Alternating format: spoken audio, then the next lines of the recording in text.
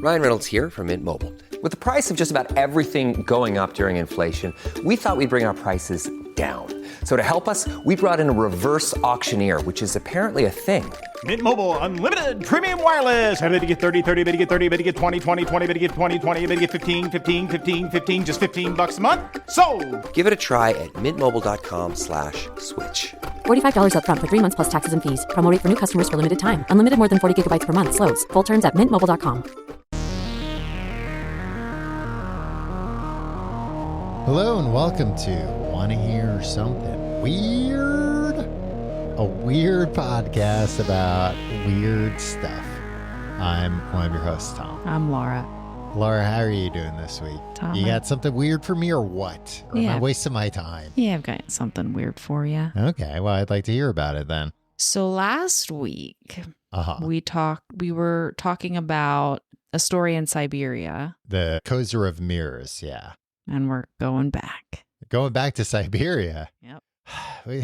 This show spends honestly a lot of time in Siberia, I feel like. There's a lot of spooky stuff. Well, Siberia and Antarctica on the other side there. Anywhere that there's not a dense population is going to inherently have a spook factor. Yeah.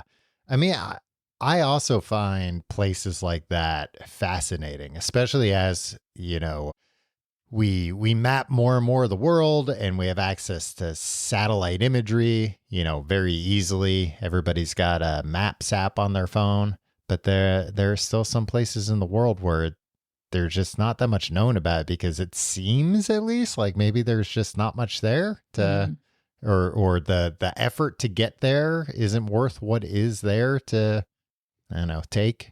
That's what the spooky stuff wants you to think. Or, yeah. Well, I mean, if I was spooky stuff, that's where I would go hide out, where there aren't as many people.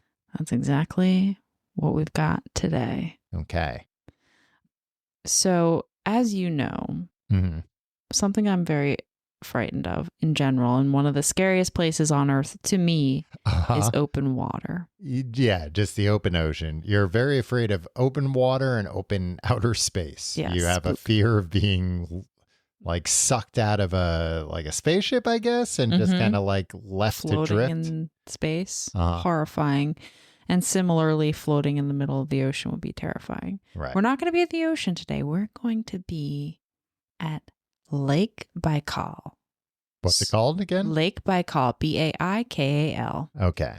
So let's do a little bit of background about the lake to kind of give you a sense of place here. Okay. So Lake Baikal is the world's largest freshwater lake. Okay. And it is 12,250 square miles, or about 32 kilometers squared. So slightly larger than Belgium, the entire country of Belgium. It is the deepest lake with a maximum depth of 1,640 meters or 5,387 feet. So she deep. Yeah, it's deep. It's a lake that is the size of a country. And it's the deepest one. And it's deeper than all the rest. And it does have, the volume of it is, you know, I said it was the largest freshwater lake. It contains about 22 to 23% of the world's fresh surface water and more than all of the Great Lakes in North America combined. That's a lot of fresh water. It's also the oldest lake, 25 to 30 million years old, as far as we know. That kind of makes sense. If it was the biggest, it'd be the oldest. So you don't hear about a lot of lakes going away. You hear about new ones being man-made, and they're probably nowhere near that level of deep. So right, and a lot of times they may also be haunted. Yes, but maybe this one's haunted too, or maybe it's haunted by something non-ghostly. I think we're about to find out. Are you at the edge of your seat yet? Yes. Okay, so the Russian military often conducts training in Lake Baikal. It is more of a remote area. It's Yeah. not completely, difficult to get to. There are populations of people that live around it, particularly the Buryats, who are a indigenous group that have lived there for, very, very long time. Yeah. There are also some areas of the lake that are more touristy, but in general, not the easiest place to get to and not huge. Yeah.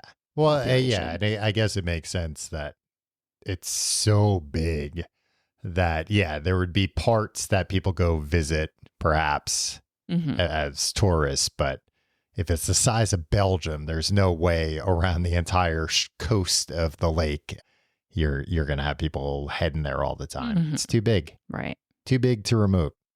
So, like I said, the Russian military conducts training there specifically for the frogmen, or the sort of their equivalent of a Navy SEAL. And I thought this was going to be about frogmen.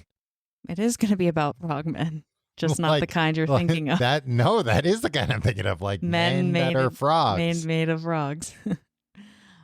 Unfortunately, no. Oh, okay. I'm sorry to disappoint. It's even better.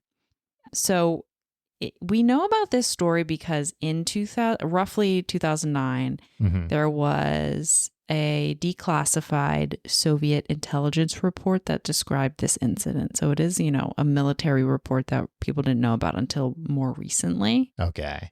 Or at least the public didn't know about until more recently.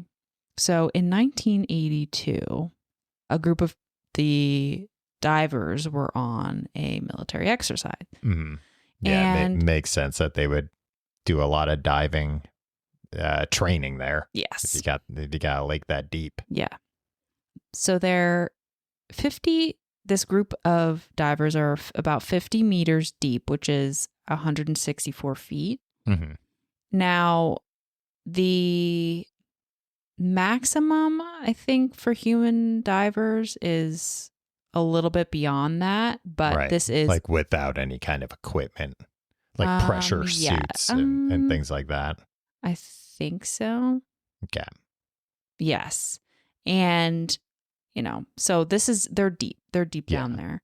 164 feet sounds to a layperson like, oh, that doesn't sound so deep, but it's very deep, and the pressure is. Oh, yeah. I mean, I'm thinking about pretty just intense. swimming to the bottom of like a 10-foot pool. Oh, you yeah. feel the pressure. You feel the pressure. Yeah. Times that by 16. Yeah. So this group of divers are down there when three incredibly fast humanoid creatures who are quite agile appear in front of them. They wear silver suits, and some of them had transparent spheres over their head. Now, these are described as looking like sort of an open umbrella over their heads. I'm imagining, picture one of those clear plastic like bubble umbrellas that really is kind of like close to your body. picturing like a fishbowl on somebody's head. No, apparently the one side of it was open. So the side kind of like, like an umbrella would be. One side under their head would be open, which was interesting because they obviously don't need it to breathe. You would think that wouldn't work. But obviously they've got access to something. These creatures, it works for them. There was no scuba gear, no scuba gear, no tanks, etc. Apart from those helmets. And they were almost 10 feet tall. Oh, that's pretty tall for a scuba diver. Yeah. And they're swimming around the divers. They're, moving quickly. And I guess it's like seemingly checking the divers out. Yeah. Okay. So the divers decide, let's head back up. We don't need to be here anymore. So they resurface and report what they saw to their commanding officer. Right. So the commanding officer decides, let's catch one of these. So he gets a group of 7 divers, all strong divers, very experienced, heads down there with a sort of a net with the intention of catching. Right. Wouldn't have been my first instinct. No, me neither. I'd leave the lake and never return, but I'm also not a frogman, so. You saw a 10-foot guy down there with a weird helmet that didn't make sense? Yeah, let's go catch him. Let's see how that works out. So they head down. The commanding officer is one of the divers as well. So wasn't he's putting his money where his mouth is. Yes, he's not sending them by themselves. Right. Sort of, he's leading leading the charge. Maybe he wants the glory of being the first guy to catch like a life-size sea monkey. Yeah. So this group of 7 head down, and they're down looking kind of in the exact same spot where the other divers were. And once again, these creatures appear. Okay. Look exactly like the other divers had described, except that then one of them pulls out a metallic object or a metallic looking object at that, and then does a gesture that sort of indicates that they were pointing it at the divers. Yeah. At that moment, the divers are forced to the top of the lake rapidly. And locals apparently there are witnesses to this event outside of just this military group here. report. Yeah. And they said that the force was so strong that it propelled the divers above the lake. Wow. Some said like 30 to 50 feet in the air above the lake, which is nuts. They probably thought it was that intense. They probably thought a whale had eaten those guys and then blew it through its out. blowhole. Yeah, maybe. That probably can't be great for you. No. That kind of rapid decompression. So we're going to get into that because that's a pretty big part of the story. So no, you can't just shoot right out of the water without getting decompression sickness or the bends. So you can't dive with pure oxygen. It becomes poisonous at that depth. So they mix it with nitrogen in your oxygen tanks. So when you dive and you get lower and lower, you're under increasing pressure. And the pressure causes your body to absorb the nitrogen. It goes into your tissues, and the deeper you go, the more your body absorbs. So when you come back up, you need to come up very slowly, stopping at points along the way, allowing your body to adjust and to sort of get rid of some of that nitrogen. The nitrogen stays in like little bubbles that move from your tissues to your bloodstream, then to your lungs, and you just essentially breathe it out. Not essentially, you exhale it out. And if you come up too quickly, that sudden decrease in pressure causes the nitrogen bubbles to become a lot bigger. Yeah. And they get trapped in your tissues and your bloodstream and never get exhaled out by your lungs. And it's exceptionally painful and lethal, or can be lethal. So these divers, when they came back up, they needed to get into a decompression tank or a hyperbaric chamber like immediately. Yeah. And there weren't enough chambers. There should be 1 chamber per person. There were 2, and one of them wasn't working. So there was 1 for 7 guys. They tried to get about 4 of them into 1 chamber. Right. 3 of the divers didn't make it into a chamber, one of whom was the commanding officer. Okay. And those 3 divers didn't make it. So all the divers died. The 4 that were in the chamber did survive. Oh, but the others there were others that either didn't make it to the chamber or there wasn't room in the chamber. There wasn't, right. Yikes. Those 3, there wasn't room, and they, Oh, don't know what we'll just use it after you guys. Yeah, I'm thinking of the scene in Titanic of the door, like there's not enough room on the. So how do you decide, or not enough room on the lifeboat? Who do you? Yeah. I don't know if it was just the 3 that, or the 4 that got there first were the ones that were put in there. I don't know, but horrible. They were able to call dibs. Yeah. from the boat. Dibs on the one decompression chamber. But of course, they're not thinking that they're going to need them. These are all very experienced divers who know the right way to safely come back out of the water. Right. So this is a backup just in case of emergency. But yeah, they only had the one working one amongst 7 men. Well, I mean, that also kind of sounds like typical like Soviet Union era safety precautions in the military of like, yeah, they're supposed to have all these things. They don't even have that. And then half the ones they do have don't work. Yeah, that tracks. You said it, not me. I'm not afraid of some old babushka being like, how dare you insult the safety of the 80s Soviet Union. The 4 that did survive did have major tissue damage and brain damage.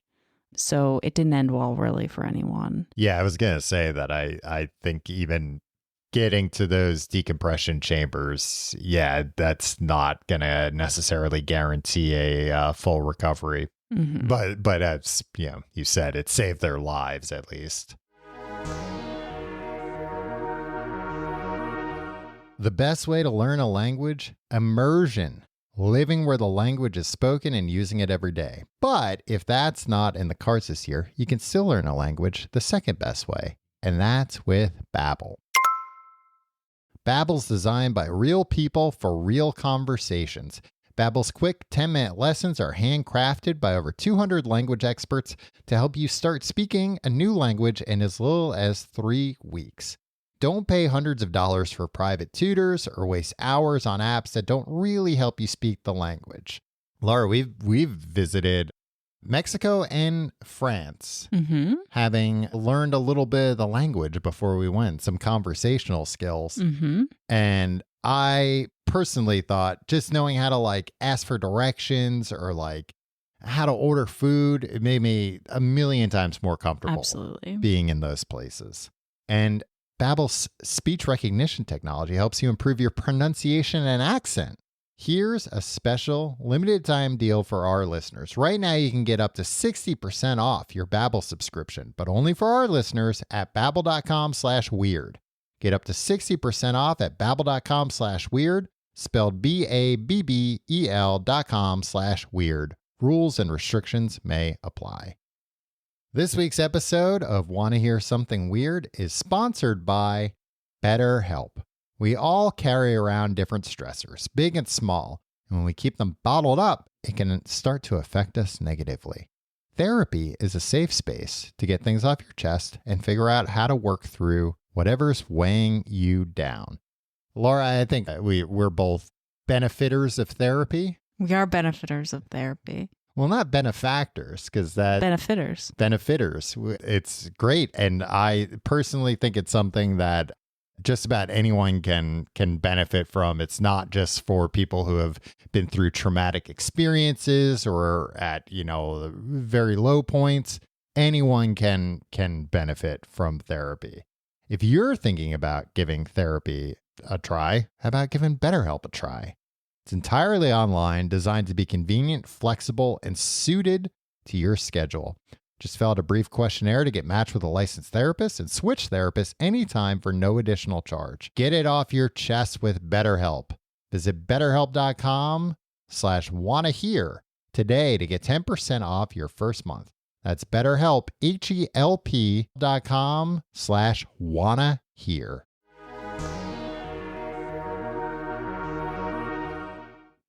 Now, we don't know after this report, we don't know if there's no further, at least not declassified reports about them continuing to try to research what these creatures were, going for more dives.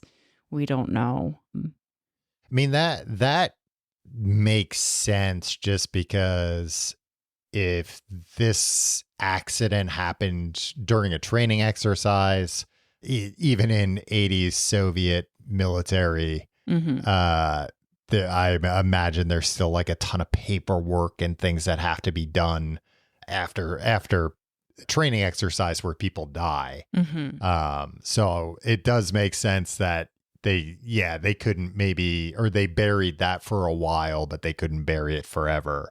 But after that, if they were going on a mission to find these squid people or whatever, they would be like, oh yeah, and this is classified now. Yes. What we're up to. Right. And we're going to make sure we got those other chambers ready, hopefully. Yeah. Yeah. So that's not the only incident at this lake. So as you can imagine, a place this old has a lot of lore, and there are a lot of stories of weird things happening there. Okay. So I'm going to start with a story that is from the Buryats, who are the indigenous people of that region. Right? Yeah.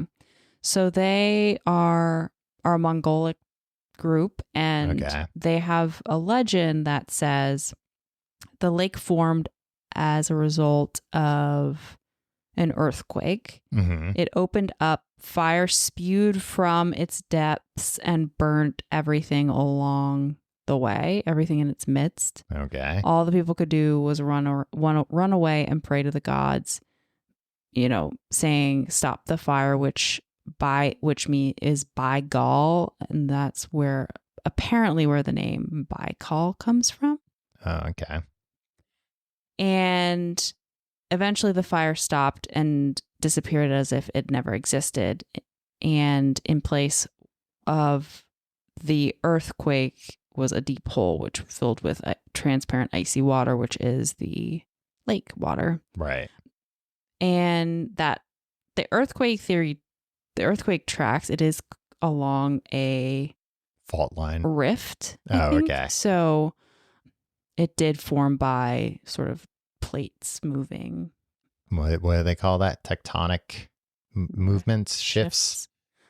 But if it's the oldest lake in the world, then it formed before people were around to check it out. That's fair. That's a fair statement. The lake also, there's a legend that, and kind of ties in a little bit with this story, is that dragon actually helped to form the lake to what it is today. So it turned from icy, rough terrain to a green place where plants and birds and wildlife could thrive.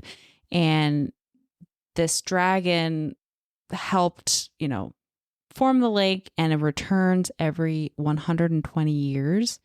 And the people used to hold a festival for it every 120 years, kind of like as a appreciation for what the dragon did. But after a while, people started to forget. Right. Well, the dragon stops bothering to show up. The dragon was showing up every 120 years, but it's more than a lifetime for an average person. I'm saying if he just forgot one time, that would be enough. Yeah. So now it's turned against people because people forgot about it. Oh, the dragon has? Yes. Oh, okay. So he's got an ego. Yes. He's hair trigger. Well, yeah. I guess he's a dragon. He's like, I made this place nice for you all. Yeah. Well, the least you could do is have a little big, festival mean dragon. for me. I do one nice thing, and you can't even appreciate it. There is a sort of creature that's 10 feet long, which is exactly, like what we just heard about. The humanoid creatures. I'm picturing kind of more of a Loch Ness monster looking creature that lives in the water and travels around the lake. There's like a belief that there's sort of a secret tunnel system that it uses to get from different points in the lake. And it will come out of the water and prey on hunters or travelers who get too close to it. Locals report damage to fishing nets, and cattle have apparently gone missing while they graze a little too close to the lake. And the hungry dragon that lives in there. Yeah, and it's like, snack time. I love beef. Now, we're going to get into the debunking a little bit of that.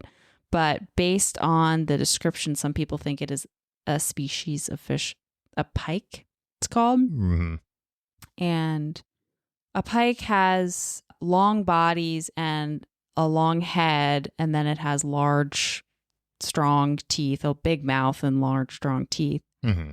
Now, people are saying that this quote monster is sort of a evolved type of Pike. Yeah.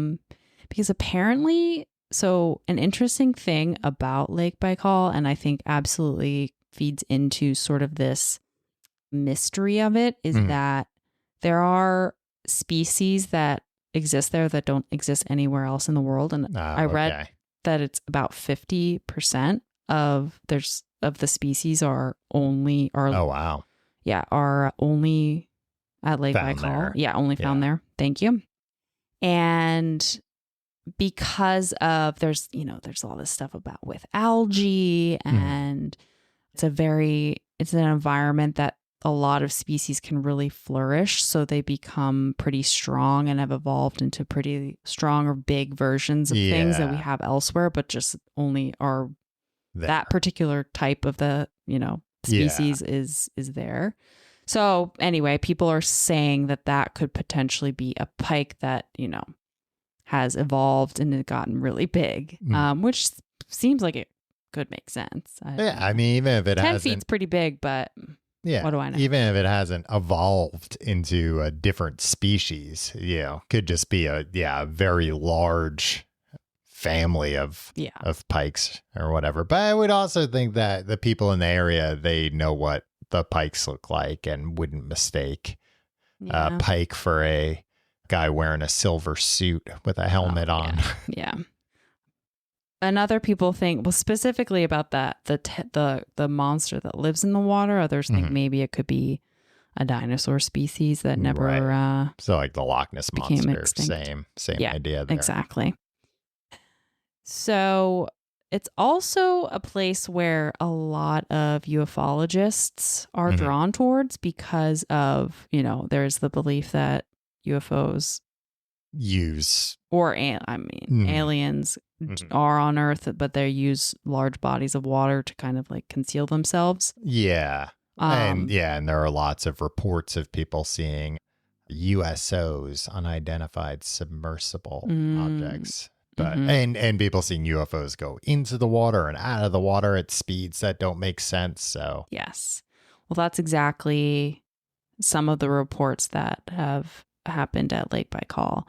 There have been reports of light formations seen over the lake that are moving in sort of unnatural ways, moving together, dipping in and out of the water. Yeah. There are reports of sort of submersibles that are unexplained. That people see in the water. See, or they detect, or other submersibles detect that they're like, why is that there? That's not one of ours. That, or a military thing, or like picking things up on sonar that that shouldn't be there. So this is a pretty active area with a lot of interesting stuff happening. There was a fisherman who has told historians about a fishing trip that he took with some friends, and they were doing some night fishing. Large silver human-shaped figures began leaping out of the lake like flying fish. And the fishermen were so spooked, they were afraid that they were going to tip the boats, and the water at the time was freezing. So they tried to, once again, nets. Everybody got the nets. Well, they are fishermen, so that's what they had available. But still, stop trying to catch these guys. But that didn't work, and they left and never returned to that place to fish again. So all it takes is that's bold to try and catch them with the net. Yeah, especially if they've heard about these other stories. I don't know, you catch them with the net, then what? Yeah, you got a 10-foot guy in your net on your boat that you're terrified is going to tip over because you'll drown. You'll catch hypothermia. I guess for them, it is their instinct. They're fishermen, so their instinct is to catch what's in the water. I guess. Plenty of things. They see other boats in the water. They don't try and catch them with a net. Yeah. I wouldn't be doing that. Now, do people think the dragon and potentially these extraterrestrials or some kind of non-human intelligence, that they're the same thing, or that maybe the dragon is like a pet of the aliens that live in the lake, or just unrelated, just a crazy coincidence that in one lake there are aliens and dragons and they don't even know each other? It's similar to, I was thinking about other places that have similar to this, where they have a lot of stories of unexplained things, like Mount Shasta, for instance. And there's no clear line between these humanoid things and this dragon, and this creature. But it is sort of like, naturally people are going to, know this story about the dragon or the monster in the water, and then hear the story about, these humanoid creatures that are somehow in their minds related. Yeah. Could be from two different dimensions altogether. Could be, but there's also... Could be, but I think it's an awful big coincidence. I'm blaming the humanoids for the dragon being in the lake. Okay, that's fair. One more story. Okay. Now, this one comes from a 19th century traveler, T.W. Atkinson, who... Sounds like a snake oil salesman. T.W. Atkinson, at your service, sir. It's a good name. It sounds like a writer. Yeah. By T.W. Atkinson. So there is a belief that Christ visited the area, and this is actually a pretty common belief. Okay. That people think he visited. Is this like the way Mormons think he came to America when he was walking around, or right after he was crucified? So they think this happened like 2,000 years ago. Yes. Okay. Yes. That they say that he sort of was visiting that part of Asia and came to the region of Lake Baikal. He blessed the country and to the north, and then towards the south, he kind of like waved his hand and said, "Beyond this, there is nothing." Okay. And it seems harsh for Jesus, but okay. Well, so yeah. But there's this area called, that is where he was sort of gesturing towards, called Diarrhea, where diarrhea. Sorry to the residents of Diarrhea that may be listening. Honey, you know what? He's right. It does sound like diarrhea. Pack your bags. We're moving. Yeah. But this area is, no corn grows there, apparently. Okay. They call it a sterile land, and they blame Jesus. Wow. All right. But yeah, it's a sort of, this area is a mountain region that means beyond. So beyond, essentially, Baikal, this fertile land that the dragon created. Okay. That's interesting. Interesting heel turn from Jesus there. Well, I don't know Sounds that like it doesn't sound like they blame him for blame him. No. They are believers. Kind of sounds like he got too drunk and he was like, "This place is great. This to the north here, bless this place. This is south. Forget it. It's nothing. That's up here, up north. That's where the real fun is." And now 2,000 years later, you can't grow corn there. Yeah, this is definitely one of those cases that I felt like I could continue to research. It just seems like there's so much and a lot of stories. I mean, the divers certainly being kind of a highlight because it is the most recent also. Oh, okay. And like the most verifiable. Yeah. Well, kind of. Well, this report is apparently the only verified, or the only information we have. It comes from this declassified report. Uh-huh. yeah, there's not, like it's not exactly got a lot of press coverage that day or something that we could, dig into. So, but pretty fascinating. Yeah, sounds like a crazy place. Would you like to vacation at Lake Baikal? Not especially. I mean, much like Jesus, I think if I were in the area, I would stop by to take a look. But it maybe doesn't sound like a destination. It is very beautiful. I did look at photos. It is very beautiful. I but, kind of but yeah. in my head, I'm seeing it as very like picturesque, very woodsy. But yeah, I don't know if that's quite enough to get me to Siberia on a vacation. Maybe one day. Maybe one day. You never know. Well, that's all for this week. If you like the show, how about giving us a rating on Apple Podcasts or Spotify? Those 5-star ratings really, really help us out. We appreciate them a lot. Thank you to everybody that's left one so far. You can follow us on social media at WannaHearPod. And you can email us, wannahearpod@gmail.com, with either your own stories or suggestions for topics you would like to hear on the show. And until next week, thanks for listening. Stay weird. Want to Hear Something Weird is a Clamor audio production, distributed by the Cloud 10 Network. Hosted and executive produced by Tom Reynolds and me, Laura Anderson. Executive produced by Aaron Hilliard. Clamor General Manager Rich Statter, Associate Producer Ethan Aronson, Post-Production Supervised by Devin Ruskin, Production Assistant Samara Mullick. Special thanks to Sim Sarna and Saiba Krieger at Cloud 10.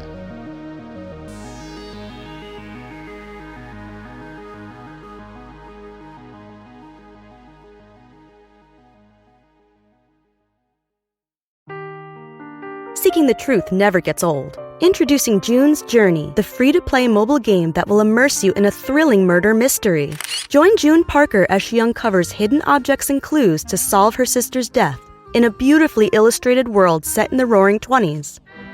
With new chapters added every week, the excitement never ends. Download June's Journey now on your Android or iOS device, or play on PC through Facebook Games.